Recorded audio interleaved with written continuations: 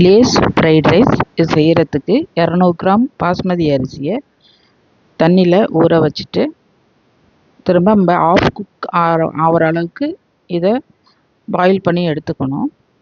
அதில் ஒரு கடாயில் எண்ணெயை வச்சுட்டு அதில் கட் பண்ண இஞ்சி பூண்டு, அதோட குடமிளகா, வெங்காயம், நீல வாக்கில் அரிஞ்ச வெங்காயம், குடமிளகாவையும் கேரட்டையும் நம்ம பொடிசாக அரைஞ்சிக்கலாம். வெங்காயத்தையும் முட்டைக்கோசையும் நீல வாக்கில் அரிஞ்சுக்கணும். அதையும் ரொம்ப நம்ம வதக்க தேவையில்லை. அதில் குடமிளகா, கேரட்டு,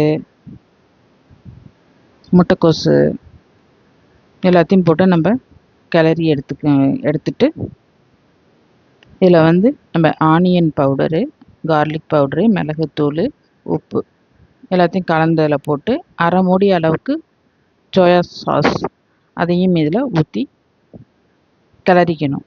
லைட்டாக நம்ம வெந்தால் போதும். அந்த காய்கறி நம்ம வாயில் கடிப்படுற அளவுக்கு இருக்கணும்.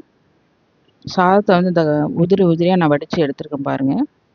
இதில் கொஞ்சம் ஆயில் ஊற்றி நம்ம வடித்து எடுத்துக்கணும். அப்போ தான் நல்லா உதிரியாக இருக்கும். ஹோட்டல் ஸ்டைல்லையும் சூப்பராக இருக்கும் இந்த ஃப்ரைட் ரைஸு.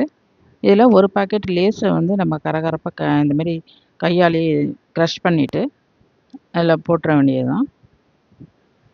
ஒரு வித்தியாசமான சுவையோட சூப்பராக நல்லாயிருக்கும்.